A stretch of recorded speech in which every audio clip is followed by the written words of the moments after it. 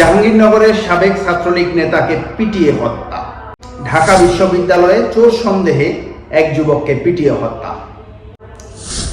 বাইতুল মোকাররমে দুই পক্ষের মধ্যে সংঘর্ষে মসজিদ রক্তাক্ত।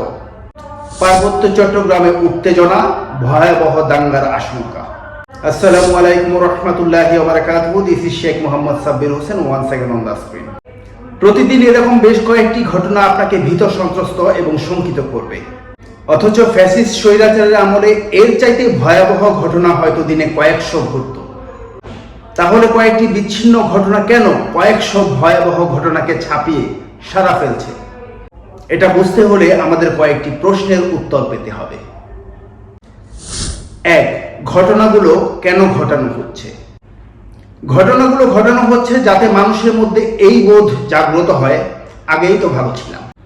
দুই, ঘটনাগুলো কেন ভাইরাল হচ্ছে? ঘটনাগুলো ভাইরাল হচ্ছে কারণ ডক্টর ইউনূসের কাছে আম জনতার প্রত্যাশা সীমাহীন এবং তাৎক্ষণিক। তিন, ঘটনাগুলো কেন ঘটার সুযোগ পাচ্ছে? ঘটনাগুলো ঘটার সুযোগ পাচ্ছে কারণ ফ্যাসিস্ট স্বৈরাচারের মূল কাণ্ডকে উপড়ে ফেললেও এর শেকড় বাকড় অনেক দূর এবং অনেক গভীর পর্যন্ত বিস্তৃত, এবং প্রতিটি ঘটনায় ফ্যাসিস্ট স্বৈরাচারের দোসররা জড়িত। চার, ঘটনাগুলো ওরা কিভাবে ঘটাচ্ছে? ওদের প্রধান শক্তি টাকা। সারা বাংলাদেশের নগদ টাকা এক করলে যা হবে, ওরা হয়তো কয়েকজনই তার চেয়ে বেশি টাকা হোল্ড করে। পাঁচ, ঘটনাগুলো কারা ঘটাচ্ছে? ঘটনাগুলো ঘটলে যারা বেনিফিটেড হবে, ঘটনাগুলো তারাই ঘটাচ্ছে।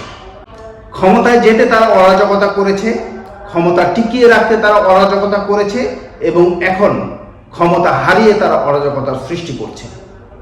এই ঘটনাগুলো ঘটার বা ঘটানোর জন্যই দেশটা কখনো কখনো আয়নাঘর থেকে হচ্ছে বায়নাঘর, কখনো কখনো মগের মুল্লুক থেকে হচ্ছে মবের মুল্লুক।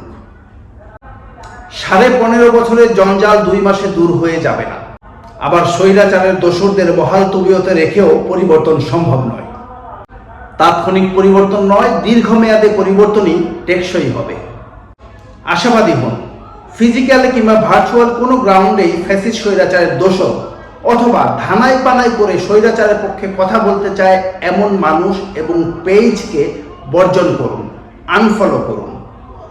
যে ধৈর্য রাখতে পারছে না এবং এই পরিস্থিতিতে চরম উদ্বেগ প্রকাশ করছে, সে ফ্যাসিস্ট স্বৈরাচারের দোসর। আপনি যদি ফ্যাসিস্ট স্বৈরাচারের দোসর না হন, ধৈর্য ধরুন। সাবস্ক্রাইব করে সাথে থাকবেন। আসসালামু আলাইকুম রহমতুল্লাহি ওয়া বারাকাতুহু।